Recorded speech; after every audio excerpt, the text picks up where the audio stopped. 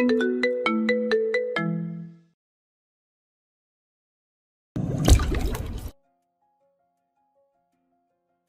কণ্ঠ খুব চেনা, ঠিক সম্মদীপ্ত দেবীর মতো।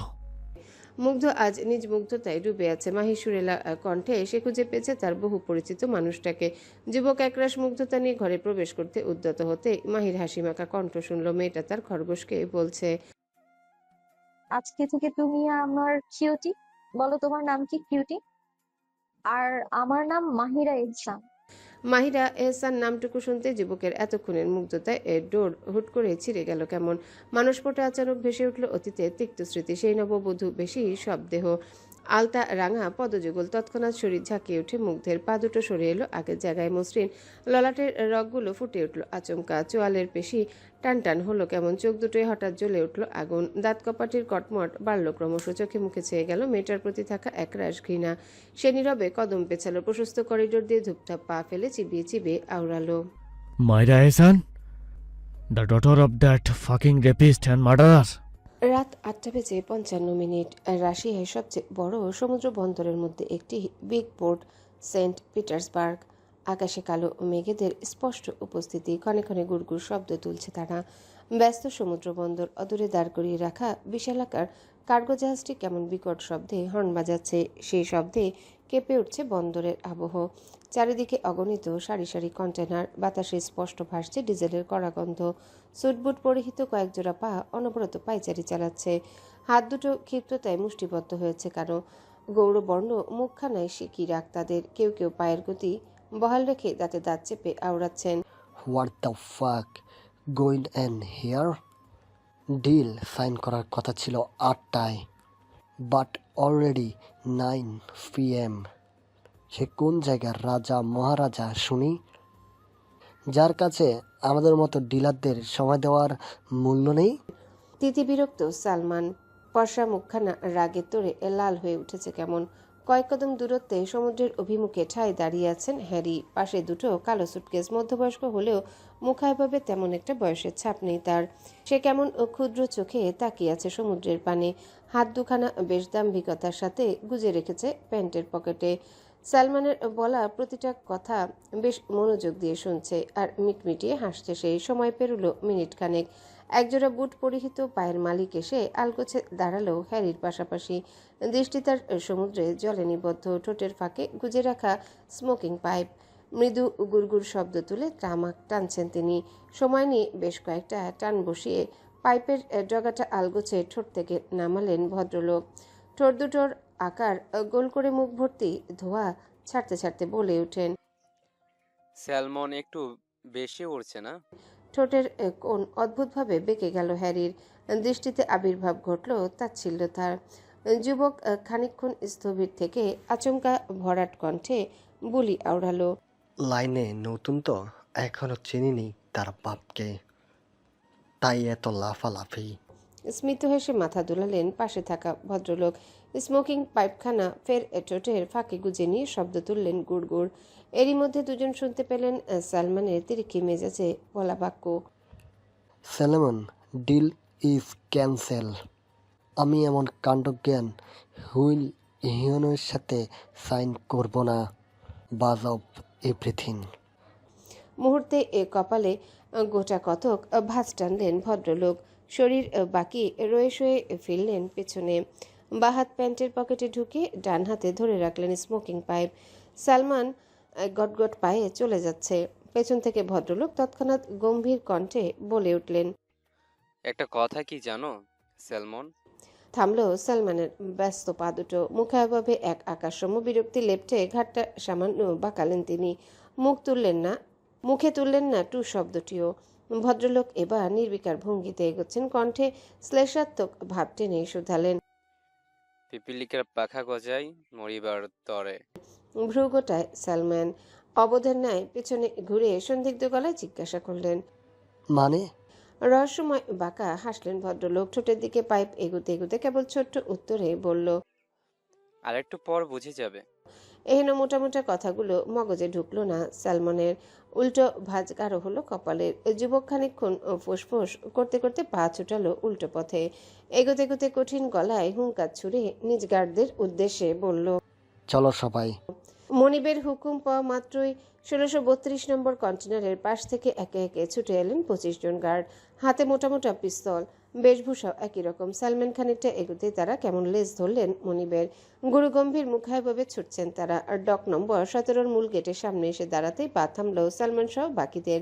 বিশালাকার কেচি গেটটায় ঝুলছে বড়সড় তালা, অথচ কিছুক্ষণ আগেও গেট ছিল সম্পূর্ণ খোলা। সালমান কটমট দৃষ্টি ছোটালেন কেচি গেটের বাইরে, তবে সেথায় যে কেউ নেই।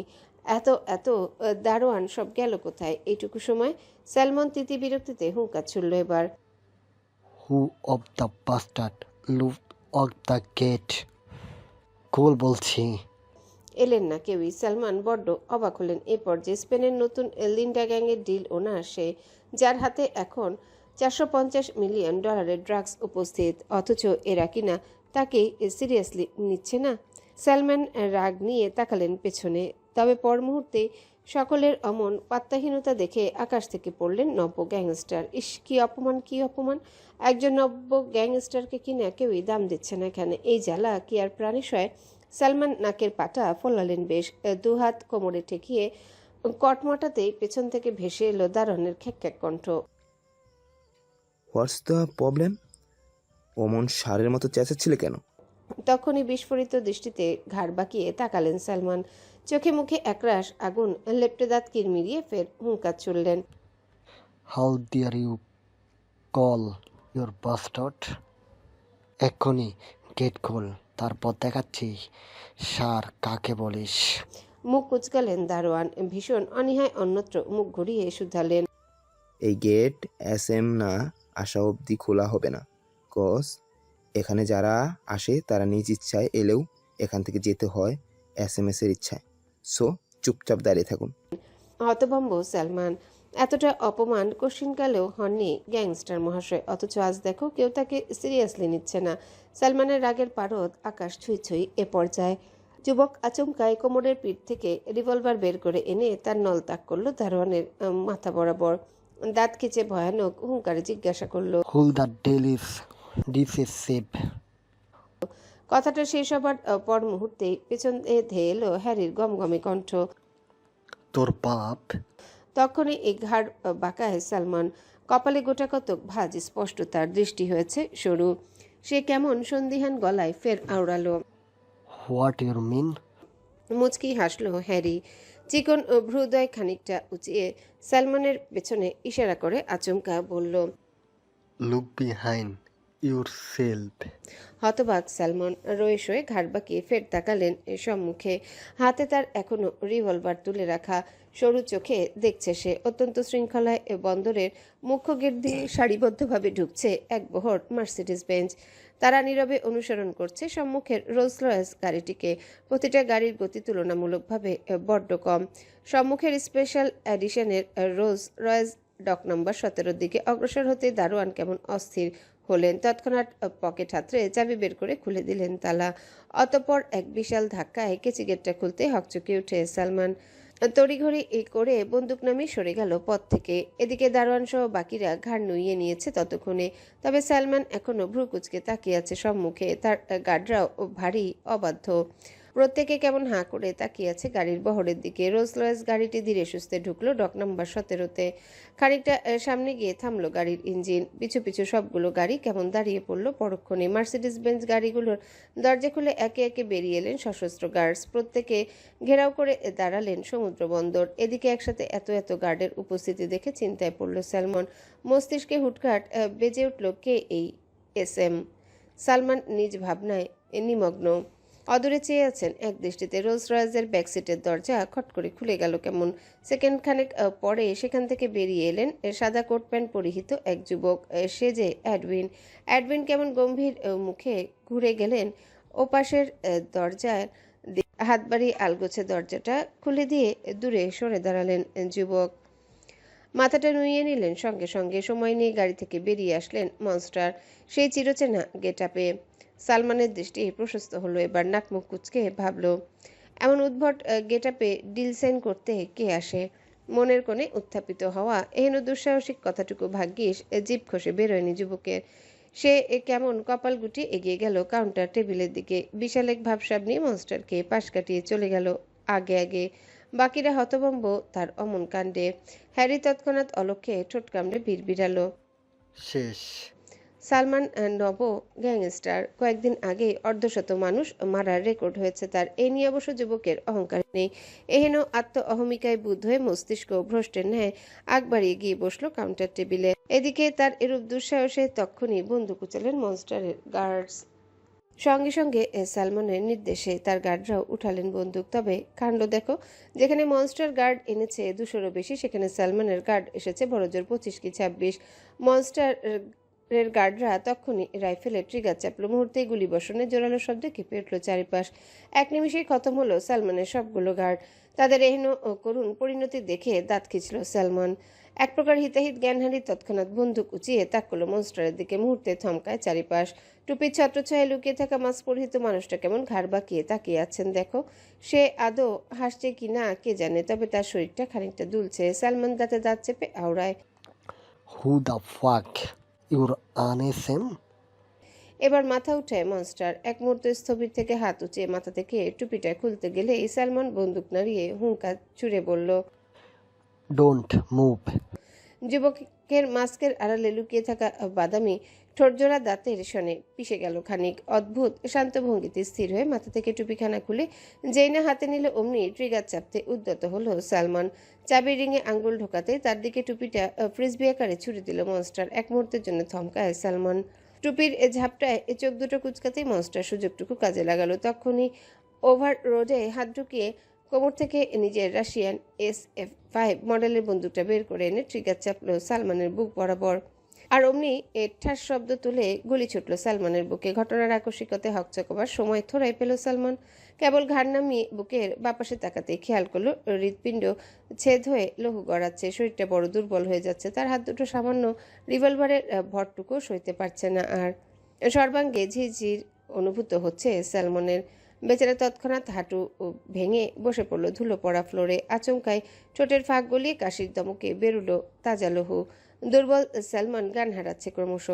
ঝাপসা চোখের সামনে তাকাতেই দেখে কেউ একজন এগোচ্ছে তার দিকে। সালমান নিজে চোখ দুটো এক প্রকার টেনে হিচড়ে খুলে রাখার প্রয়াসে মতো। ততক্ষণে এক বলিষ্ঠ পুরুষ একদম মুখোমুখি এসে আচমকা পা উঠিয়ে রাখলো সালমানের বাম কাঁধে। বুটের শক্ত এবং দাম্ভিক সোলের অবাধ্য জোরে কাঁধ নুয়ে যাচ্ছে সালমানের। বেচারা ব্যথায় কুঁচকে নিয়েছে মুখ। সম্মুখের কঠিন মানব তখন আলতো করে বন্দুকের উষ্ণ নল ঠেকলো সালমানের মাথার তালু বরাবর। অতঃপর হিসিয়ে আওড়ালো, The fucking SM is none other than the Great Bruce the King, Shadow Monster. I hope you are too happy to know my identity. থমকায় দুর্বল সালমান। নিভু নিভু চোখ দুটো খানিক উঁচিয়ে তুলতেই তার খুলি বরাবর একের পর এক ট্রিগার চাপলেন নির্দয় মানব। মুহূর্তে ছিন্ন ভিন্ন হয়ে গেল সালমানের মস্তিষ্ক। মনস্টার থামলো সময় নিয়ে। আলতো করে সালমানের কাছ থেকে পা নামিয়ে আনতে ফ্লোরে লুটিয়ে পড়ল সালমানের নিস্তেজ দেহ। আশেপাশে তটস্থ সবাই। কেউ আর যেচে পড়ে চোখ তোলার দুঃসাধ্য দেখালো না। হিংস্র মনস্টার তখন এক ঝটকায় পাশ থেকে একটা চেয়ার ঘুরিয়ে এনে সালমানের নিস্তেজ দেহটার উপর রাখলো। অতঃপর সেথায় ভর দিয়ে বসলেন তিনি। পরক্ষণে নিজ বুট পরিহিত পা দুটো আলগুচ্ছে তুলে দিলেন টেবিলের উপর। বাহাতে সামান্য চুটকিবাজি আঙ্গুলের ইশারায় কে যেন কি বুঝালো। তখনই একজন গার্ড কেমন ঝড়ের বেগে ছুটে এলেন ক্রোটস নিকারাগুয়ান সিগার আর লাইটার নিয়ে। এসেই তিনি ঘাড় নুয়ে হাঁটু গেড়ে বসলেন ফ্লোরে। হাত দুটো উঁচিয়ে ধরতেই মনস্টার সেখান থেকে একখানা সিগার তুলে আলগুছে মাস্কের উপর দিয়ে ঠোঁটের ফাঁকে গুজলেন। অন্য হাতে অত্যন্ত দক্ষতায় লাইটার জ্বালিয়ে সিগার ধরিয়ে দিল এক লম্বা টান। টেবিলের উপর পা দুটো খানিক নাড়িয়ে চাড়িয়ে হুকুম ছুড়ল, পেপার্স নিয়ে আয়। তড়িৎ বেগে এগিয়ে এলেন ডিলার্স। দুঃসাধ্য দেখিয়ে আগ বাড়িয়ে বসলেন না চেয়ারে। উল্টো দুহাঁটু গেড়ে মাথা নুয়ে বসলেন মেঝেতে। প্রত্যেকে নিজ নিজ সুটকেস খুলে ডিলিং পেপার্স আলগোছে উঠিয়ে রাখলো টেবিলের উপর। এদিকে মনস্টার ফুক বসাচ্ছে সিগারে। মেঘলা আকাশপানে হিংস্র দৃষ্টি যুগল তাক করে চেয়ে আছেন অনিমেষ। জ্বলন্ত সিগারের ধোঁয়াগুলো উড়ছে সব। সে ধোঁয়ার আড়ালে আচানক নির্দয় মনস্টারের মানুষপটে ভেসে উঠল সপ্তদশীর নির্মল সুশ্রী মুখখানা। তখনই থমকায় মনস্টার। দৃষ্টি যুগলের হিংস্রতা সরে গিয়ে মুহূর্তে সেথায় ভর করল একরাশ হতবাকতা। যুবক কেমন হতবাক দৃষ্টে তাকিয়ে আছে আকাশের দিকে। ওই যে মাহির নির্মল সুশ্রী মুখখানা কেমন হাসছে তাকে দেখে। মনস্টার খ্যাতমুগ্ধ স্পষ্ট শুনছে মাহির কোকিলা কণ্ঠের গানটা। মেয়েটা কি সুন্দর খিলখিলিয়ে হাসছে। মুগ্ধ ভারী অবাক হলো। বিচক্ষণ মস্তিষ্কের তাড়নায় তড়িঘড়ি করে দৃষ্টি অন্যত্র সরিয়ে ফের তাকালো আকাশপটে। তবে এবার আকাশ শূন্য, কোথাও মাহিনী। যুবক বেশ বুঝলো তার আবারও হ্যালুসিনেশন হচ্ছে। নিজ অবস্থা টের পেয়ে সে দাঁত খিঁচল। কেমন ঘাড়টা খানিক এদিক ওদিক নাড়িয়ে মনোযোগ টানলো ডিল ফাইনালে। ততক্ষণে অ্যাডউইন গম্ভীর মুখে এসে দাঁড়িয়েছে মনস্টারের পাশে। নিজ উদ্যোগে টেবিলে পড়ে থাকা পেপারগুলো আলতো ঝাঁকিয়ে এগিয়ে দিল মনস্টারের দিকে। মনস্টার কপাল গুটিয়ে হাতে নিল কাগজগুলো। প্রতিটা লেখায় আলতো করে চোখ বুলিয়ে যেই না সিগনেচারের জায়গায় কলমের খসখসে আগা বসাবে অমনি ফের মানুষপটে ভেসে উঠল সপ্তদশীর পেল্লব মুখখানা। এবারও থমকায় মুগ্ধ। সপ্তদশী এবার গাল ফুলিয়েছে। বাম গালের টোলটা ভারী স্পষ্ট হয়েছে। দেখো, মাখনের ন্যায় গাল দুটো পটকা মাছের মতো ফুলে যাচ্ছে। চোখের চশমাটা নাকের ডগায় এসে ঠেকেছে। মুগ্ধের দৃষ্টি থমকেছে ফের। কপালের চামড়া শিথিল হচ্ছে ক্রমশ। হতবিহবলতায় যুবকের আঙ্গুল হচ্ছে নড়বড়ে। কলমের খসখসে ডগা কাগজ থেকে খানিকটা সরতে পাশ থেকে অ্যাডউইন কেমন চাপা স্বরে ডাকলো, মনস্টার। তখনই ঘোর ভাঙল যুবকের। হতভম্বতায় চোখ সরিয়ে অ্যাডউইনের উপর তাক করতে মাথা ঝুঁকায় অ্যাডউইন। ভীত সন্ত্রস্ত কণ্ঠে আওড়ায়, মনস্টার, সাইন করবেন না?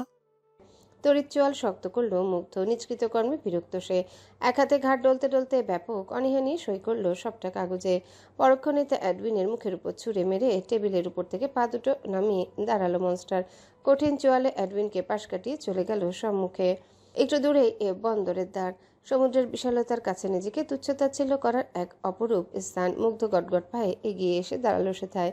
সিগারে একটু একটু টান বসে একদৃষ্টিতে তাকিয়ে রইল সমুদ্র এবং আকাশের সংযোগস্থলে।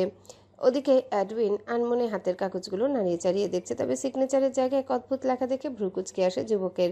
সে তৎক্ষণাৎ ছুটন্ত কদমে এগিয়ে গেল মনস্টারের অভিমুখে। হাঁপাতে হাঁপাতে নিজেদের মধ্যে দুহাত দূরত্ব রেখে দাঁড়ায় অ্যাডউইন। খানিক ঢোক গিলল ভার্ত কণ্ঠে বলে ওঠে, মনস্টার, আপনি সিগনেচারের জায়গায় হয়তো ভুল ভুল করে গোটা গোটা অক্ষরে চাশমিশ লিখেছেন। তৎক্ষণাৎ ভ্রু গোটায় মাফিয়া বস। দাঁত খিচে পেছনে ঘুরতে ঘুরতে আওড়ালো, হোয়াট দ্য ফাক আর ইউ সে? বাকিটা বলার আগে মাফিয়া মনস্টারের দৃষ্টি আটকালো তারই দেওয়া সিগনেচারে। বেচারা অ্যাডউইন ভয়ে ভয়ে আগেভাগেই হাঁটু কেড়ে বসেছে ফ্লোরে। দুহাতে উঁচিয়ে রেখেছে কাগজগুলো। ফলে দৃশ্যমান হয়েছে সিগনেচারের অংশ। মুগ্ধের গুটিয়ে রাখা ভ্রুদয় গুটিয়ে গেল আরও। চোয়ালের পেশি হলো টানটান। সে তখনই অ্যাডউইনের হাত থেকে একটানে ছিনিয়ে নিল কাগজগুলো।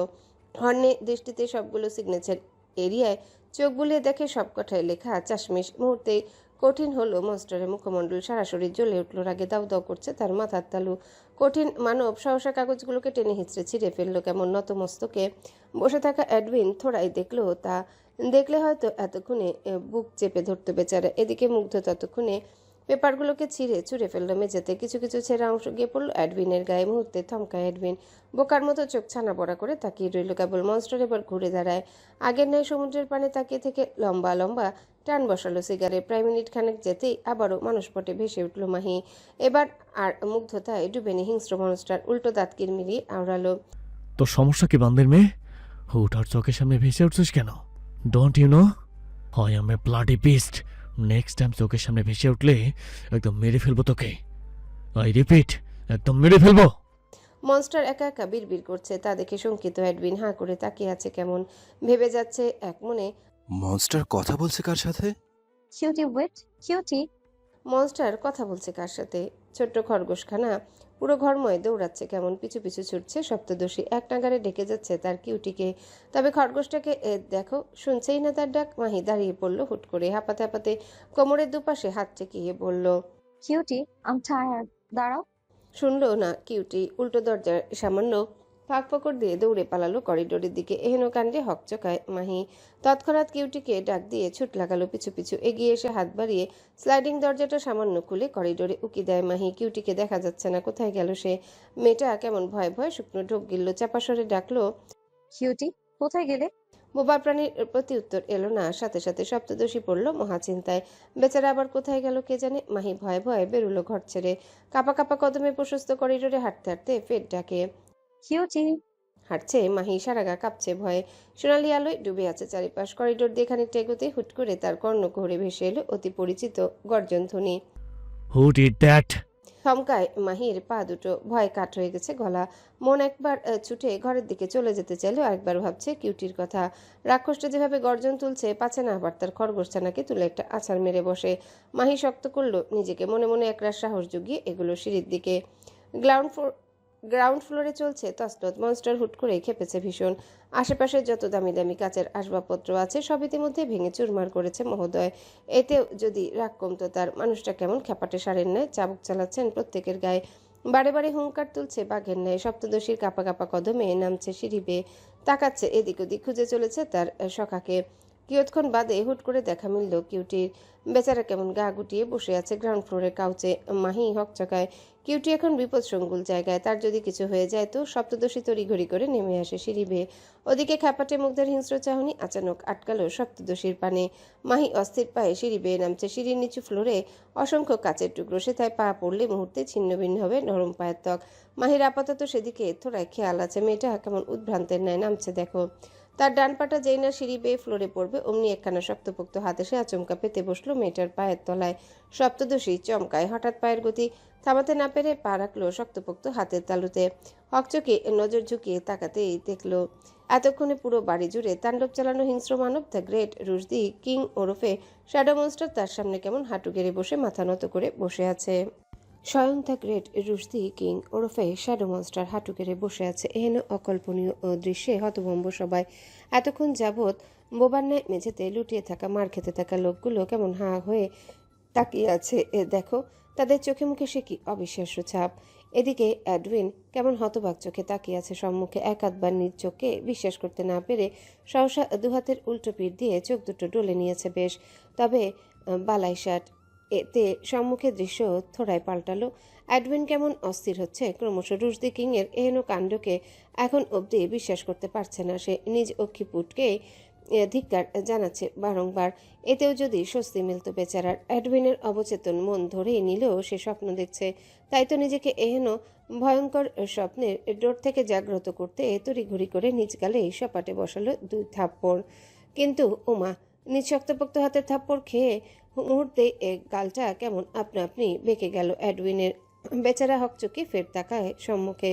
এবারও দৃশ্যমান হলো একই দৃশ্য। অ্যাডউইন ফাঁপা ঢোক গিলল পরক্ষণে। তখনই মাথা ঝুঁকিয়ে হাঁটু গেড়ে বসলো মেঝেতে। পর মুহূর্তে গ্রাউন্ড ফ্লোরের সকল গার্ডস নিজেদের অস্ত্র নামিয়ে একইভাবে বসে পড়ল হাঁটু গেড়ে। স্বয়ং রুশদি কিং যেখানে হাঁটু গেড়ে বসে আছে সেখানে তারা দাঁড়িয়ে থাকবে কোন সাহসে? তাছাড়া এহেন দুঃসাধ্য দেখিয়ে কেউ থোড়ায় অকালে প্রাণ দেবে? স্বচ্ছ কাচের তৈরি মেঝের চতুর্দিকে ছড়িয়ে ছিটিয়ে ছোট ছোট কাচের টুকরো। স্বচ্ছ তীক্ষ্ণ টুকরোগুলোর গায়ে হলদেটে মৃদু আলো পড়ায় তা কেমন হীরার ন্যায় চিকচিক করছে। অথচ এরূপ ধারালো কাচের টুকরোর উপর ভ্রুক্ষেপহীন ভঙ্গিতে হাঁটু গেড়ে বসে আছে মুগ্ধ। হাঁটু থেকে নির্বিকারে গড়িয়ে যাচ্ছে তাজা তাজা লহু। একটু সামনেই কাচের তৈরি শেষ এই সিঁড়িটার উপর দাঁড়িয়ে আছে মাহি। ডান পাতার এখনো মুগ্ধ নামক নির্দয় মানবের হাতে শক্তপোক্ত তালুতে দাঁড়িয়ে আছে। যুবকের ডান হাতের পিঠ গিয়ে ঠেকেছে কাচের টুকরোগুলোর উপর। ফর্সা হাতখানার চামড়া ফেটে বেরোচ্ছে উষ্ণ লহু। ভীত সপ্তদশীর ক্ষুদ্র কায়া কাঁপছে ভীষণ। পায়ের নরম হাড় টলমল করছে, তার সর্বাঙ্গে এক অদ্ভুত শিরশিরানি অনুভূত হচ্ছে কেন যেন। সুশ্রী মুখখানা লেপটে গেছে ভয়। সপ্তদশী নড়েচড়ে পা সরাতে গেলে সম্মুখে যুবক এবার মুখ তুলে তাকালো। মুহূর্তে ভরকায় মাহি। যুবকের দৃঢ় চোয়াল কেমন শক্ত হয়ে আছে। দাঁতে দাঁত চাপার ভয়ানক আওয়াজ স্পষ্ট কানে যাচ্ছিল মাহির। ফর্সা কপালের রগগুলো বেশ স্পষ্টতর আজ। তার বাদামি চোখ দুটো যেন আগুন ঝরাচ্ছে। মুহূর্তে সে অগ্নিদৃষ্টি যুগলের সনে চোখাচোখি হতে বুক মুচড়ে ওঠে মাহির। শুকনো ফাঁকা ঢোক গিলে নেয় বার কয়েক। নিজেকে খানিক সামলে নিয়ে কান দুটোকে বকা খাওয়ার জন্য প্রস্তুত করতে যাবে অমনি এক ঝটকায় তার পা সরিয়ে দেয় মুগ্ধ। এহেন অতর্কিত কাণ্ডে টলমল মাহি। ক্ষুদ্র দেহটা এক পায়ে খুব একটা ভর দিয়ে থাকতে না পেরে যেই না হেলে পড়বে ঠিক তখনই এক হিংস্র থাবা এসে আচমকায় চাপ বসালো তার কণ্ঠায়। হকচকায় সপ্তদশী ঠোঁটের ফাঁক গলে অস্ফুটে ব্যথাতুর শব্দ তুলে পরক্ষণে কণ্ঠদেশের ব্যথায় কুচকে নেয় মুখ। এদিকে এই সামনে থাকা রুরো মানব কেমন কটমট করছে। জখম হওয়া হাতখানা দিয়ে সপ্তদশীর কোমল কণ্ঠা চেপে ধরায় মেয়েটার মোমের ন্যায় মোলায়েম ত্বককে লেপটে আছে আর তার উষ্ণ লহু। মাহি কাতরাচ্ছে ব্যথায়। তা দেখে থোড়ায় মন গড়ল যুবকের। সে কেমন সাপের ন্যায় ফোঁস শব্দ তুলে হাতের জোর বাড়িয়ে বজ্রধ্বনিতে আওড়ালো। You beast, how dare you come without my permission? এটা তোর বাপের বাড়ি পেয়েছিস মন্দির মেয়ে, যে যখন তখন এদিকে তুই ঘোরাঘুরো করবি? নিচে নামলি কেন? Just answer me, you bloody bitch. What did you come without? হিংস্র যুবকের এহেন গর্জন ধ্বনিতে জড়সড় সবাই কেউ আর সাহস করল না চোখ তুলে তাকাতে। এদিকে মাহি কাতরাচ্ছে, অব্যর্থ চেষ্টায় দুর্বল কণ্ঠে থেমে থেমে আওড়াচ্ছে। আমি আসলে কিউটি। তখনই ভ্রুদয়ের মাঝে ভাঁজ পড়ল যুবকের। চোখ দুটো বুজে নিয়ে আলগোছে কামড়ে ধরল নিচের ঠোঁট। দাঁতের কটমটানো বাড়ল তার। ডান হাতে মাহির কণ্ঠা চেপে রেখে বা হাত উঁচিয়ে শক্তভাবে ডলতে লাগলো নিজ ঘাড়। অতঃপর কটমট কণ্ঠে শুধালো, আবার কিউটি? ওই মাদার ফাঁকের নাম আমার সামনে তুলবি না, জানোয়ারের বাচ্চা। বলতে বলতে হাতের চাপ আলগা হলো যুবকের। একটুখানি ছাড়া পেতেই সপ্তদর্শী কেমন হাঁপাতে হাঁপাতে নিঃশ্বাস টানতে তৎপর হলো। মুগ্ধ তখন চোয়াল শক্ত করে ফুটিয়ে গমগমে গলায় হুঙ্কার ছুড়ল। এডউইন! তড়িৎ হাঁটু উঁচিয়ে দৌড়ে আসে এডউইন। নতমস্তকে দুহাত পেটের কাছে ভাঁজ করে বিনয়ী ভাবভঙ্গিমা ধরতে মুগ্ধ কেমন দাঁত কিরমির করতে করতে বলে ওঠে। এই বান্দির মেয়েকে এখনই প্যালেসে দিয়ে আয়। আদেশ পেয়ে আলতো করে ঘাড় কাত করল এডউইন। পাহাড়ের ন্যায় দাঁড়িয়ে রইল চুপচাপ। মুগ্ধ এবার কঠিন চোয়ালে স্থান ত্যাগ করতে উদ্যত হতে এই বেচারি সপ্তদর্শী কেমন মিনমিনিয়ে কাঁদো কাঁদো কণ্ঠে আওড়ায়। যেখানে বলবেন সেখানেই যাব, তবু আমার সাথে আমার কিউটিকে দিয়ে দিন প্লিজ। ওকে ছাড়া আমার ভালো লাগবে না একদমই। থামলো রুরো মানব। হাত দুটো তৎক্ষণাৎ মুষ্টিবদ্ধ করে নিয়ে চোখ বুজে ঠোঁট কামড়ে ধরল মাত্রাতিরিক্ত রাগে। এমনিতেই কিউটির কথা শুনতে পারে না সে, তার উপর মেয়েটা বারবার তার সামনে আমার কিউটি উচ্চারণ করে যাচ্ছে। এতে যে রাগের পারও তরতর করে মাথাচাড়া দিয়ে উঠছে যুবকের। সে খবর কি আর রাখছে? সপ্তদর্শী রাখলে থোড়াই বলতো এসব। মুগ্ধ দাঁড়িয়ে আছে ঠায়, শক্ত চোয়ালে কটমট করছে দাঁত। ওদিকে এডউইন ভুলবশত মুখ খুলে মাহিকে অগ্রসর হতে বলতে গিয়েও আচানক স্থবির হয়ে গেল বিচক্ষণের ন্যায়। ঢোক গিলে মুখের কথাটুকু মারাত্মক দক্ষতায় হজম করে নিয়ে কেবল বিনয়ী ভঙ্গিতে ডান হাতটা সামনে বাড়িয়ে ইশারায় বোঝালো অগ্রসর হতে। মাহি কাঁদছে ফুপিয়ে ফুপিয়ে। হেঁচকি তুলে ঘাড় বাঁকিয়ে আলগোছে চাইল ভাদিকে। অদূরে সোফা কাউচে গা গুটিয়ে বসে আছে পশমি বোবা প্রাণীটা। রীতিমতো কাঁপছে ভয়, সামনে এগোতে পারছে না কাচের টুকরোর উপস্থিতিতে। মাহির পরাণ পুড়ল বেচারার জন্যে। সে ফের হেঁচকি তুলে তুলে আওড়ালো, আমার কিউটিকে দিয়ে দিন না মিস্টার বিস্ট। আই প্রমিস আর অবদ্ধ হব না আমি আপনার। সপ্তদশী দেওয়া মনস্টারকে এহেন নতুন সম্বোধনে মুখাভাবের গম্ভীর ছাপ ফুটল এডউইনের চোখে। মুখে লেপটে গেল অসন্তোষের ছাপ। এদিকে যার উদ্দেশ্যে সপ্তদশী কথাটা বলল সে কেমন ফুসফুস করছে। মুখখানা আগের চেয়ে দ্বিগুণ শক্ত করে আচমকায় ছেড়ে এলো মাহির পানে। অতঃপর কোনরূপ আগাম সতর্ক সংকেত ছাড়াই সপ্তদশীর মাখনের ন্যায় নরম গালটায় বসালো এক চপেটাঘাত। তৎক্ষণাৎ গাল বাঁকিয়ে কান্নার বেগ বাড়ল মাহি। চপেটাঘাতের জোরে চোখ থেকে চশমাটা খুলে পড়েছে ফ্লোরে। সেদিকে অবশ্য তেমন একটা পাত্তা দেয়নি মেয়ে। উল্টো জ্বলতে থাকা গালটায় হাত বুলিয়ে কাঁদছে অনবরত। নির্দয় মানব ওটুকুতে থামেনি। তক্ষুনি তেরে এসে এক হাতে সপ্তদশীর নরম সরম ঘাটটা শক্ত করে চেপে ধরে অন্য হাতে থাপা বসালো মেয়েটার গ্রীবায়। হুটহাট আক্রমণে হতভম্ব মাহি। রুরো মানব কেমন কটমট করতে করতে এক অদ্ভুত অধিকার বোধে বলে ওঠে, এই জানোয়ারের বাচ্চা, তোর মানে? যেটা না সেটাকেই কথায় কথায় তোর বলতে হবে কেন? এত কিছু করার পরও তোর শিক্ষা হয় না বান্দির মেয়ে? তোর এই মুখ দিয়ে আমার বাক্যটুকু কেবল আমার জন্য বেরোবে, এই পৃথিবীর অন্য কিছুর জন্য নয়। আই রিপিট, কোনো মানুষ বস্তু কিংবা সামান্য একটা খরগোশের জন্যও নয়। হ্যান্স ফর আমি যদি দেখি তুই আমার কথার অবদ্ধতা করছিস, দেন আই সোয়ার সবার আগে যাকে তোর বলবি তাকে নিয়েই সাথে জবাই করব, এন্ড দেন তোকেও জবাই করব। জাস্ট মার্ক মাই ওয়ার্ডস বিস। মস্তিষ্ক ফাঁকা হয়ে গেল সপ্তদশীর। আজ রুরো মানবের এহেন অদ্ভুত আদেশে বুক কাঁপছে তার। ছলছল চোখ জোড়া এক দৃষ্টিতে তাকিয়েছে নির্দয় মানবের আগুন চোখে। আশ্চর্য, যুবকের চোখে আজ ভিন্ন এক অধিকার বোধ। বরাবরের ন্যায় আজ সে তাই ঘৃণার লেশমাত্র নেই। মাহি থমকেছে, অদ্ভুতভাবে তাকিয়েছে যুবকের পানে। কানে কি শুনলো না শুনলো তাতে কিচ্ছু যায় আসছে না তার। সে শুধু দেখছে যুবকের বাদামি চোখ দুটো। রুরো মানব ফুসফুস করছে ভীষণ রাগে। গজগজ করতে করতে আচমকায় ঝাটকা দিয়ে ছেড়ে দিল মাহির ঘাড় গ্রীবা। অতঃপর হিংস্র বিকট ধ্বনিতে এডউইনকে ফের আদেশ ছুড়ে, ওকে এক্ষুনি আমাদের চোখের সামনে থেকে সরাই এডউইন। সহসা এগোতে তৎপর হলো এডউইন। গুনে গুনে মাত্র 2 কদম এগোতেই পেছন থেকে ধেয়ে এলো মনস্টারের হুঙ্কার। Take the fucking David as well. থামলো এডউইন, গম্ভীর মুখে মাথা নুইয়ে পা ঘোরালো উল্টো পথে। কাচের টুকরোর ওপর বুট জুতোর মর্মর শব্দ তুলে এগোয় সোফা কাউচের দিকে। এক হাতে আলতো করে খরগোশছানাকে তুলে নিয়ে তার গায়ে হাত বোলা এডউইন কিয়ৎক্ষণ চোখা দৃষ্টিতে প্রাণীটার দিকে তাকিয়ে থেকে যুবক মনে মনে আওড়ালো। Damn buddy, you are so lucky. কথাটা মনে মনে আওড়াতেই ঠোঁটের কোণে আচমকা বাঁকা হাসির রেশ দেখা গেল এডউইনের। তবে সময় পেরোতে না পেরোতেই তা হাওয়ায় মিলিয়ে গেল কেমন। মুখাভাবে টানলো কপট ও গম্ভীর ভাব।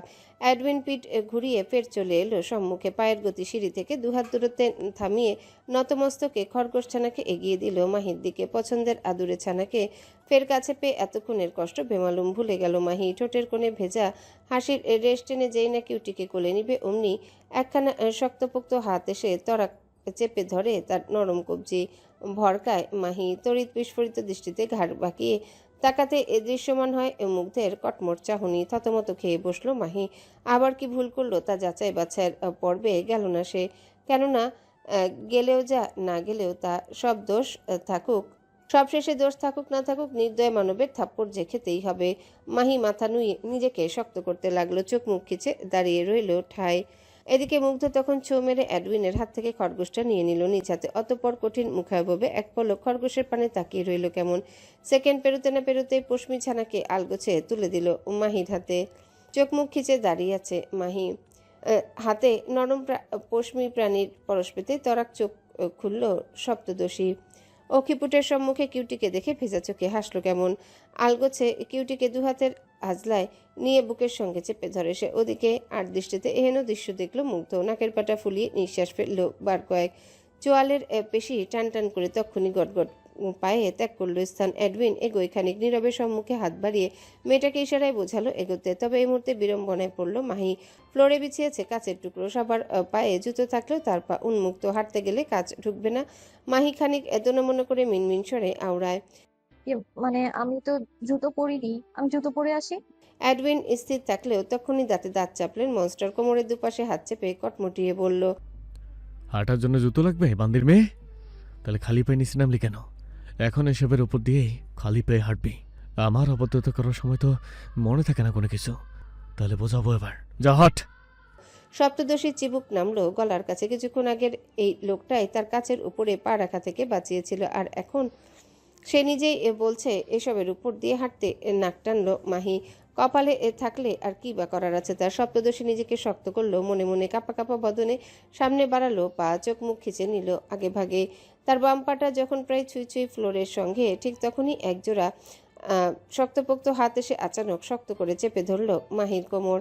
ভরকায় মাহি। তড়িঘড়ি করে চোখের পর্দা সরিয়ে হতচকিত দৃষ্টিতে তাকাতেই দেখে রুড়ো মানব কেমন শক্ত মুখে তাকিয়ে আছে তার পানে। মাহি চোখ খুলতেই নির্দয় মানব দিল এক জোরালো ধমক। চাপা স্বরে দাঁত কিরমির করতে করতে বলল, বড্ড জ্বালাচ্ছিস আমার বান্দির মেয়ে। এখনো সময় আছে। আমাকে জ্বালাতন করে ছেড়ে দে, না হলে এর ফল কিন্তু মোটেই সুখকর হবে না। Mind it. হতবুদ্ধির ন্যায় চেয়ে আছে মাহি। লোকটা ওসব কি বলছে কে জানে। সে আবার তাকে কবে জ্বালাতন করলো? উল্টো লোকটাই না তাকে যখন তখন জ্বালিয়ে মারছে। মাহি চোখ নামিয়েছে। যুবকের হাতের বাঁধনে বড্ড অস্বস্তি হচ্ছে তার। মেয়েটা অস্বস্তিতে মোচড়াচ্ছে কেমন তা দেখে দাঁত খিচে মুগ্ধ। তখনই কোনোরূপ কাল বিলম্ব না করে মেয়েটার হাত থেকে খরগোশছানাকে ছো মেরে নিয়ে নিল কেমন। এহেন কাণ্ডে হকচকায় মাহি। আদুরে ছানার জন্য অসহায় কণ্ঠে মুখ খুলতেই যাবে অমনি মুগ্ধ নামক বলিষ্ঠ পুরুষ এক ঝটকায় তাকে তুলে নিল কাঁধে। মাহি হাত পা ছুটছে বেশ। আতঙ্কিত কণ্ঠে আওড়াচ্ছে, আমার ছাড়ো, কি করছেন? আমার আমার বাকিটুকু বলতে গিয়ে কিছুক্ষণ পূর্বের ঘটনাটা হুট করে মনে পড়ে গেল সপ্তদশীর। যুবকের সামনে আমার আমার করে আর মার খাওয়ার মতো সাধ্যি হলো না তার। সে কেমন ভয়ার্ত ঢোক গিলে আমতা আমতা করতে লাগলো। এদিকে মুগ্ধ তখন শক্ত চোয়ালে খরগোশটাকে এগিয়ে দিল এডউইনের দিকে। পরক্ষণে আর কোনো কৈফিয়ত দেবার প্রয়োজন বোধ না করে এগোয় মনস্টার। মাহিকে কাঁধে নিয়ে হাঁটছে সে। না হাত রেখেছে মেয়েটার গায়ে। মাহি ভয়ে তাকাচ্ছে এদিক ওদিক। এডউইন পিছু পিছু আসছে। তার কোলে কিউটি গুটিসুটি মেরে বসে আছে কেমন। পেন্ট হাউসের সম্মুখের বিশালাকার দুয়ারের দাঁড়িয়ে পড়ে আছে গোলাকার কিছু একটা নির্দয় মানব। এগিয়ে এসে আলগোছে ফুটবলের মতো কিক বসালো গোলাকার বস্তুটির গায়ের। অমনি বস্তুটি গিয়ে আছড়ে পড়লো পেন্ট হাউসের বাইরে। গোলাকার হওয়ায় তা গড়াচ্ছে ভীষণ। গড়াতে গিয়ে আরো গড়াতে গিয়ে অবশেষে থেমেছে পাহাড়ের কোলে ঘেঁষে থাকা রেলিংয়ের দাঁড়ে। যুবক নির্বিকার ভঙ্গিতে দু হাত পকেটে গুজে এগোচ্ছে। পেন্ট হাউসের বাইরে সবটা কেমন আবছা আলোয় বুঁদ হয়ে আছে। এহেন আবছা আলো আধারিতে এগোয়ে মনস্টার মাহিকে কাঁধে নিয়ে পা বাড়ালো দুর্গম পাহাড়ি রাস্তায়। ওদিকে কোত্থেকে যেন কয়েকটা নেকড়ে এসে জুটল পাহাড়ের রেলিংয়ের দাঁড়ে। গোলাকার বস্তুটির জন্য তারা একে অপরের সাথে কেমন হাঁকাচ্ছে দেখো। হিংস্র দাঁতের ধারালো কামড়ে চিড়ে খুঁড়ে যাচ্ছে গোলাকার বস্তুটিকে। অ্যাডউইন বাইরে পা রাখতে চোখ ফেলল নেকড়ের দিকে। হিংস্র প্রাণীদের অমন কার্যক্রম দেখে গা ছমছমে হয়ে উঠল তার। আহারে, সামান্য একটা মাথা নিয়ে নেকড়েদের কত মারামারি। অ্যাডউইন কিছুক্ষণ এক দৃষ্টিতে সেদিকে তাকিয়ে থেকে ফোঁস করে নিঃশ্বাস ফেলে এগোয় পাহাড়ি রাস্তার দিকে। পাহাড়ের উঁচু নিচু পাথুরে পথ। যুবক নির্বিকার ভঙ্গিতে হাঁটলেও মাহির হয়েছে বেহাল দশা। একে তো যুবকের প্রশস্ত কাঁধের উপর পড়ে আছে বেচারি, তার উপর এমন উঁচু নিচু হাঁটা। লোকটা তো তাকে আগলেও ধরছে না, না যেন কখন পড়ে যায় বেচারি। মাহি ভয়ে ভয়ে চোখ খিচে আওড়ালো। আমার আমার ভয় লাগছে। শুনল মুগ্ধ। কঠিন মুখাভাবে তখনও খুব একটা পরিবর্তন আসেনি তার। সে উল্টো গমগমে গলায় প্রতিউত্তর করল। মরবি না এত সহজে, সুশীল। ভ্রু গোটায় মাহি। সে বেশ জানতো লোকটা তাকে এমন কিছুই বলবে। সপ্তদশী ভয়ে চোখ মুখ কুঁচকে পড়ে রইল কাঁধে। তবে এরই মধ্যে যুবক ঢালু পথে পা রাখতে কাঁধ থেকে হালকা গড়িয়ে পড়তে নেয় মাহি। কিছু সময় মতো নিজেকে সামলাতে মেয়েটা তড়িঘড়ি করে আচমকা খামচে ধরল যুবকের পিঠ। ফলে যুবকের ফর্সা উদম পিঠের চামড়া মুহূর্তেই দেবে গেল মাহির নখ। তৎক্ষণাৎ থেমে গেল মুগ্ধ। চোয়াল শক্ত করে দাঁত খিচে হিসিয়ে বলল, তুই কি জানিস বান্দির মেয়ে, তোকে এই মুহূর্তে মেরে ফেলাটা আমার জন্য আবশ্যক হয়ে যাচ্ছে। শুকনো ঢোক গিলল মাহি। তড়িঘড়ি করে যুবকের পিঠ থেকে হাত সরিয়ে অপরাধী কণ্ঠে আওড়ালো, সরি। তো সরি মাই ফুট বন্দির মেয়ে। আর একবার আমার গায়ে টাচ করলে এই পহাড় থেকে নিচে সরে মারবো। Mind yet. রাতের থেকে আশেপাশে অনেক ক্ষুধার্ত পশু ঘরে। আজ না হয় তোর মতো কঙ্কাল ওদের খাবার হবে। হকচকি উঠে মাহি। মুখটায় কেমন কাদো কাদো ভাব নিয়ে হড়বড়িয়ে বলে ওঠে। না না না, আর ছোড়ো না, প্রমিস। প্রায় মিনিট 40 পেরোলো। পাহাড়ের দুর্গম রাস্তা দিয়ে অবশেষে নেমে আসেন মনস্টার। বেচারা মাহি কেমন চুপসে গিয়েছে এতক্ষণে। মুগ্ধ এতক্ষণে 5টে সিগার শেষ করেছে। 6 নম্বরটা এখনো ঠোঁটের ফাঁকে জ্বলছে। সিগারেট ধোঁয়ায় সহ্য হয় না বেচারির। সেই কখন থেকে নাকে মুখে হাত দিয়ে চেপে ধরে রেখেছে সে। এবার তো মনে হচ্ছে জ্ঞান হারাবে বেচারি। মুগ্ধ বিরতিহীন কদমে এগোচ্ছে পাহাড়ি রাস্তা পার করে। এবার তার ব্যস্ত কদম ঢুকলো চেরি ব্লসম গার্ডেনের দিকে। চোখ কুচকে রাখা মাহি এতক্ষণে পিটপিট করে চোখ খুলল। সম্মুখে প্রিয় জায়গার আবহ দেখে বুকটায় বোধহয় খানিকটা স্বস্তি মিলল। গার্ডেনের মাঝপথে এসে থেমে গেল মুগ্ধের পা দুটো। ঠোঁটের ফাঁকে সিগার চেপে রেখে সে কেমন হুট করে কাঁধ থেকে নামিয়ে দিল মেয়েটাকে। এতক্ষণ পর সোজা হয়ে দাঁড়াতেই ভন ভন করতে লাগলো সপ্তদশীর মাথা। শরীরটা কেমন দুলছে দেখো। মুগ্ধ সেদিকে ভ্রুক্ষেপহীন। এক হাতে ঠোঁট থেকে সিগার নামিয়ে অসভ্যের ন্যায় ধোয়া ছাড়লো মেয়েটার মুখের উপর। তখনই নাক মুখ কুচকে নিল মাহি। এহেন উটকো গন্ধে গা গুলিয়ে উঠে বেচারির। বমি আসবে ভাব। যুবক বাঁকা হাসলো বোধহয়। ঠোঁটটা দাঁতের সঙ্গে খানিক পিষে নিয়ে বলল, চুপচাপ ঘরে যাবি। এবার কোনো বালপাকনামি করতে গেলে গর্দান হারাবি, মনে থাকবে বান্দির মেয়ে। বাধ্যের ন্যায় ওপর নিচ মাথা নাড়ায় মাহি। যুবক ফের ঠোঁটের ফাঁকে গুজলো সিগার। শরীর বাঁকিয়ে উল্টো পথে পা বাড়িয়ে হাঁটতে লাগলো ভাবলেশীন ভঙ্গিতে। সামনে থেকে হেঁটে আসছে অ্যাডউইন। মনস্টারকে দেখে মাথা ঝুঁকিয়েছে গম্ভীর মানব। ছোট ছোট কদমে কোনো রকমে এগোচ্ছে এবার।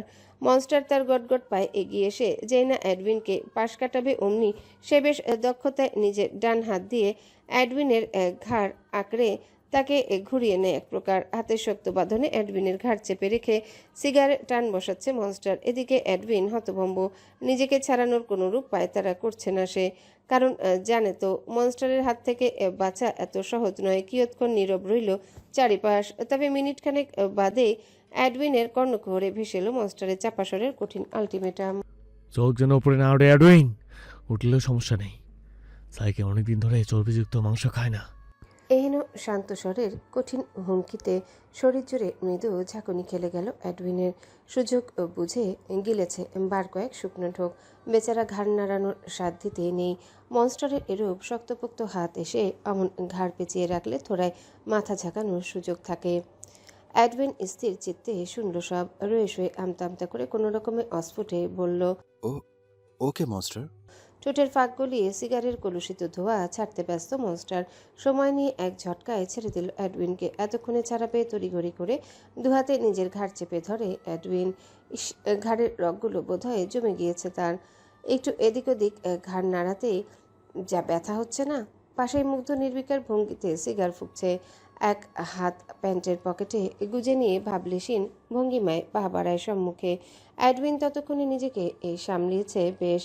ঘাড়টা সামান্য এদিক ওদিক নাড়াতে কটমট শব্দ হলো কেমন। পরক্ষণে গম্ভীর মুখে নজর ঝুঁকিয়ে বরফ আচ্ছন্ন জমিনে দৃষ্টি ফেলতেই হকচকায় সে। একই খরগোশটা কোথায় গেল আবার? একটু আগেই না তার হাত থেকে নিচে পড়ে গিয়েছিল।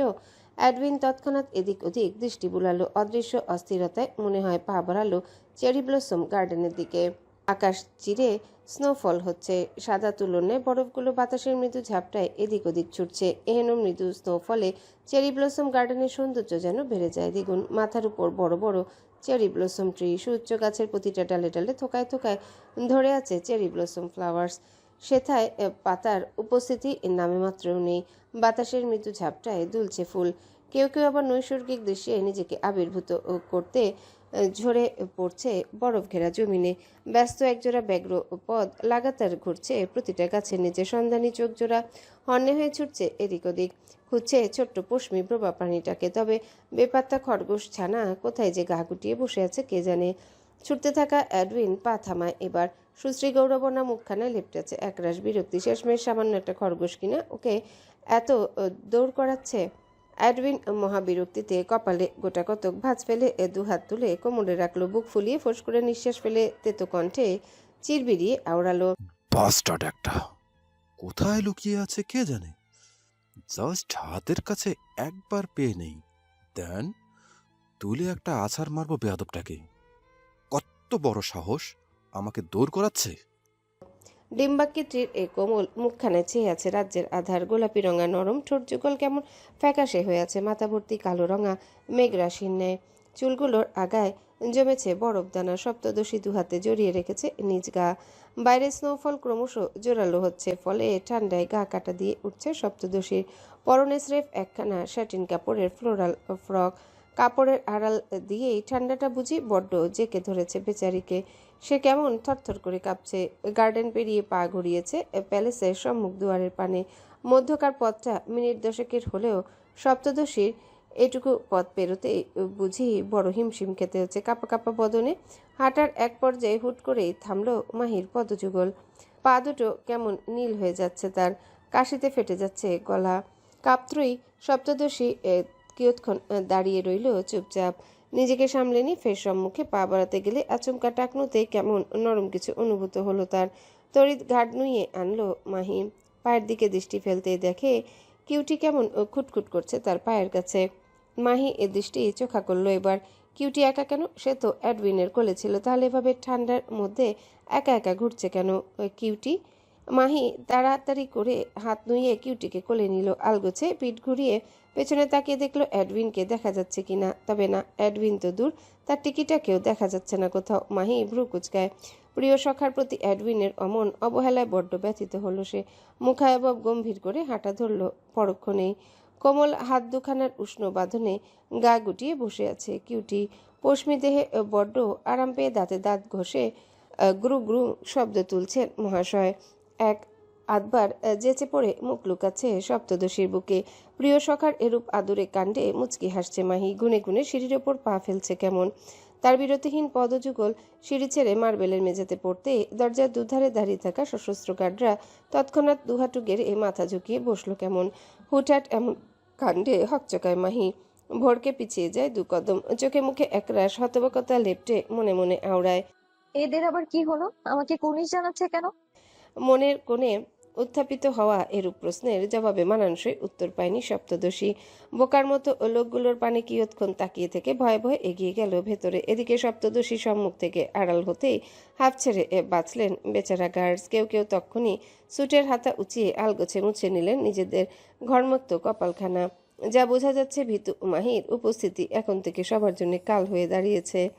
তিনতলা লম্বা প্রশস্ত করিডোর দিয়ে হাঁটছে মাহি, এক মনে কিউটির সাথে বলে যাচ্ছে রাজ্যের সব কথা। এরই মধ্যে পেছন থেকে ধেয়ে এলো এক অপরিচিত কণ্ঠ। মুনলাইট। থমকায় সপ্তদশীর ব্যস্ত পদযুগল, নিঃশ্বাসের গতি হলো তীব্রতর।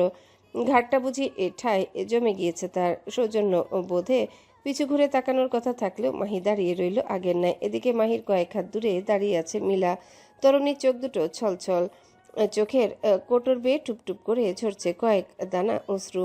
তরুণী কোনরূপ কাল বিলম্ব না করে এগোয় জোরালো কদমে। ছুটে এসে আচমকা পেছন থেকে জড়িয়ে ধরে সপ্তদশীকে। এহেন আচানক ঘটনার আকস্মিকতায় ভরকায় মাহি।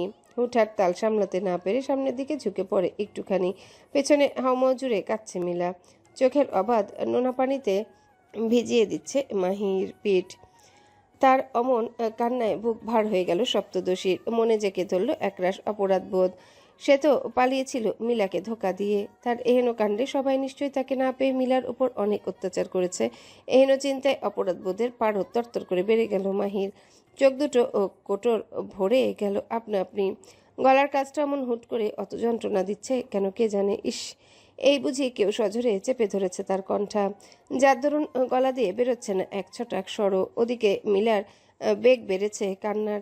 হাতের শক্ত বাঁধনে লেপটে যাচ্ছে, হাতের শক্ত বাঁধনে চ্যাপ্টা হচ্ছে মাহি। অথচ সেদিকে থোড়াই খেয়াল আছে তরুণীর। সে তো নিজ কান্নায় মত্ত। মাহি আটকালো না মিলাকে। কান্না করে যদি বেচারি একটুখানি স্বস্তি পায় তাহলে থাক না, সে কাঁদুক ইচ্ছে মতো। সময়ের কাটা চলমান দেখতে দেখতে পেরুলো প্রায় মিনিট পাঁচেক। এতক্ষণে কান্না থামি নাক টানছে মিলা। হাতের বাঁধন ঢিলে করেছে বেশ। মাহি অমন কড়া হাতের বাঁধন থেকে ছাড়া পেতেই আলগোছে ঘুরে দাঁড়ালো। পরক্ষণে মিলার ক্রন্দনরত মুখখানার পানে তাকালো সরু চোখে। সুশ্রী গৌরবর্ণা বিদেশিনীর কাঁদতে কাঁদতে সে কি বেহাল দশা। ও ছলছল চোখ দুটো এক দৃষ্টে তাকিয়ে আছে মাহির পানে। মলিন মুখখানা কান্না এত্তরে হয়ে গিয়েছে এইটুকুন। মোটা নাকের পাটাটা ফুলে উঠেছে খানিক। মাহি ভেজা চোখে মুচকি হাসলো। আলতো করে নাক টেনে ধরে আসা গলায় কিছু বলবে তার আগে সম্মুখ থেকে হড়বড়িয়ে এক কদম এগিয়ে আসে মিলা। ব্যাকুল চিত্তে আগ বাড়িয়ে মাহির হাত দুটো উল্টে পাল্টে ব্যগ্র কণ্ঠে বলে ওঠে, কেমন আছো তুমি মুনলাইট? তোমার কোনো ক্ষতি হয়নি তো? মনস্টার তোমায় মেরেছে বাচ্চা? বলো না আমায়, কোথায় মেরেছে তোমায়? কান্না ভুলে হতবিহ্বলে ন্যায় তাকিয়ে আছে মাহি। মিলার এমন উৎকণ্ঠা দেখে মস্তিষ্ক ফাঁকা হয়ে গেল তার। ওদিকে মিলা এবার অস্থির দৃষ্টি তুলে তাকালো মাহির মুখ পানে। মেয়েটার ফর্সা কপলে আঙ্গুলের স্পষ্ট ছাপ দেখে ফের ফুপিয়ে ওঠে মিলা। ফোপাতে ফোপাতেই বলে ওঠে, মনস্টার আবারও তোমায় মেরেছে তাই না? সপ্তদশী চিবুক নামিয়েছে গলার কাছে। আলতো করে নাক টেনে ধরে আসা গলায় থেমে থেমে বলে, মার না কবে? বুকটায় কেমন হুট করে যন্ত্রণা হচ্ছে মিলার। সে কেমন অদ্ভুত দৃষ্টিতে তাকিয়ে রইল মাহির পানে। রয়ে শুয়ে আলগোচে নিজের শীতল হাতখানা উঁচিয়ে রাখলো মাহির নরম ডান গালে। থেমে থেমে মোটা কণ্ঠে আওড়ালো, আমাকে না বলে কেন পালালে মুনলাইট? আমাকে একটাবার জানালে কি খুব বেশি ক্ষতি হতো? ফের নিজের সুপ্ত অপরাধবোধ মাথাচাড়া দিয়ে উঠল মাহির। সপ্তদশী ছলছল নয়ন উঁচিয়ে তাক করলো মিলার পানে। অতঃপর আর নিজেকে ধরে রাখতে পারল না সে। দু হাতে কিউটিকে জাপটে ধরে কেঁদে উঠল কেমন। মিলা অসহায় নয়নে তাকিয়ে রইল কেবল। আলতো করে ডান হাত উঁচিয়ে রাখলো মাহির মাথার উপর। সেখানে খানিক হাত বুলিয়ে নীরবে সান্ত্বনা দিতে লাগলো সপ্তদশীকে। মাহি কাঁদতে কাঁদতে এক পর্যায়ে হেঁচকি তুলে বলল, পালাতাম না তো কি করতাম নীলা? শুধু শুধু এই কারাগারে জীবন্ত লাশের ন্যায় বেঁচে থাকার আদৌ কোনো মানে আছে? ওই রাক্ষস যতই বলুক আমাকে 6 মাসের জন্য এনেছে, তবে আমি তো জানি সে আমায় আমৃত্যু তিলে তিলে যন্ত্রণা দেবার জন্য এনেছে এখানে। হোক না এটা একটা স্বর্গ টুকরো, তবুও দিন শেষে এটা একটা কারাগার। থামলো সপ্তদশী। কান্নার বেগ ক্রমশই নিয়ন্ত্রণহীন হচ্ছে। ক্ষুদ্র দেহটা কেমন কেঁপে কেঁপে উঠছে। মিলা নিজেও নীরবে কাঁদছে সপ্তদশীর কান্না দেখে। আগ বাড়িয়ে সান্ত্বনার বাণী আওড়ানোর ভাষা খুঁজে পাচ্ছে না সে। মাহি এক লহমা চুপ থেকে ঠোঁটের কোণে তাচ্ছিল্যের হাসি টানলো কেমন। তাচ্ছিল্য ভরা কণ্ঠে ফের বলল, যখন আমার উপর অমানবিক জুলুম চালানো মঞ্চটা আবার আমি কিছু চাওয়ার সাথে সাথে হাজির করে আমার সামনে, ক্লোজেট ভর্তি করেছে কাপড় চোপড় দিয়ে, ট্রাক ভর্তি স্ন্যাক্স, ইভেন হাবিজাবি কত কি। অথচ এই এত এত কিছু যে মোটেও আমার মন ভোলাতে সক্ষম নয় মিলা। আমি চাই আমার পরিবারকে, আমি চাই আবারও আগের মতো নির্ভয়ে বাঁচতে, মায়ের ভীতু মাহি হয়ে থাকতে। অথচ সে আমায় বন্দি করে নিজের শত্রুতা মেটাচ্ছে। আমায় দেখলে নাকি তার বমি আসে, আমি নাকি অযোগ্য, আমার রক্ত খারাপ। হ্যাঁ, এটা সত্যি যে আমায় শারীরিক ভাবে স্পর্শ করেনি, তবে সে যে আমায় মানসিক ভাবে ভেঙে ফেলেছে মিলা, বড্ড ভেঙে ফেলেছে আমায়। এবার তুমিই বলো মিলা, এমন একটা বিস্টের কাছ থেকে পালাতে চাওয়াটা কি আমার অপরাধ? জানি না সেদিন আমি ওর অত সাহস কোত্থেকে পেয়েছি, তবে মনোবল শক্ত করে জঙ্গলের পথ দিয়ে পালাতে চেয়েছি আমি। ভাগ্যিস সেদিন সিট ছিল, নয়তো কখনোই ওই দুর্গম পথ দিয়ে। ও সিট নয়। সপ্তদশীর কথার মাঝে গম্ভীর কণ্ঠে বাদ সাধল মিলা। তার এহেন বাক্যে ভ্রু গোটায় মাহি, চোখে মুখে স্পষ্ট সন্দিহান ভাব ঢেলে আওড়ালো। তুমিও বলছো এই কথা? সেদিন ওই বৃষ্ট বলেছে ওটা নাকি সিট ছিল না, অথচ আমার স্পষ্ট খেয়াল আছে সেটা সিট ছিল। আশ্চর্য, তোমরা আমার কথা বিশ্বাস কেন করছো না? শেষ কথাটুকু অভিমানে শুধায় মাহি। সম্মুখে দাঁড়িয়ে থাকা মিলার মুখভঙ্গি গম্ভীর, তা দেখে ফের নাকের পাটা ফুলালো মাহি। অভিমানী মন ধরেই নিল মিলাও তাকে অবিশ্বাস করছে। এবারে সুপ্ত রাগটুকু তরতর করে বেড়ে গেল সপ্তদশী রাগিনীর। পোলের মাঝে কিউটিকে চেপে পা ঘোরালো উল্টো পথে, গুটি গুটি গটগটিয়ে দু কদম হাঁটতে পেছন থেকে আচমকা তার ডান হাতের কবজি টেনে ধরে মিলা।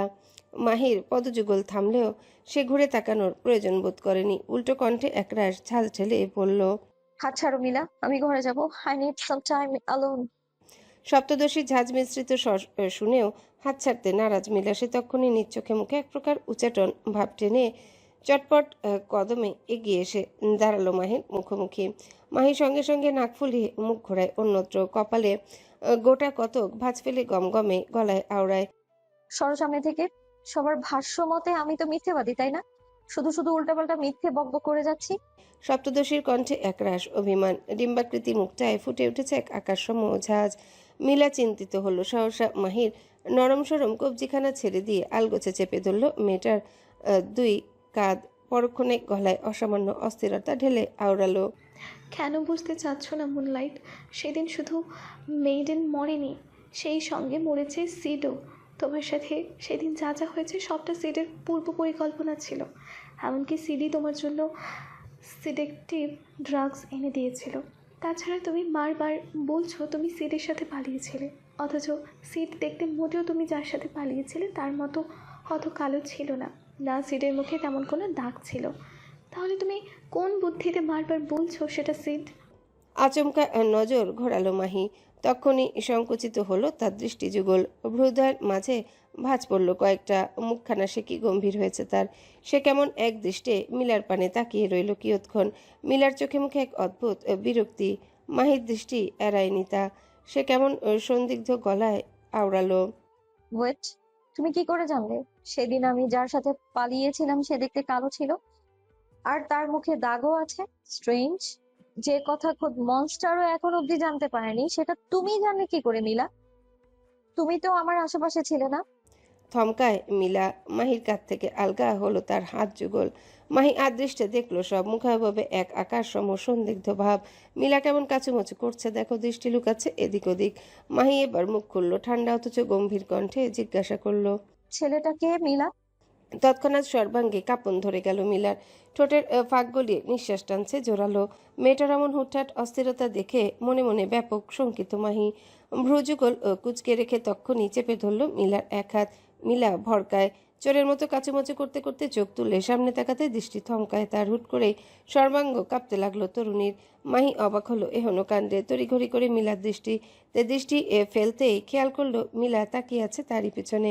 মাহি ভ্রু গুটিয়ে মিলার দৃষ্টি অনুসরণ করে ঘাড় বাঁকিয়ে পেছনে তাকাতেই দেখে অদূরে দুহাত পকেটে গুজে দাঁড়িয়ে আছে এডউইন। মুখটা ভীষণ শক্ত, তার চোয়াল ফুটেছে তীক্ষ্ণভাবে।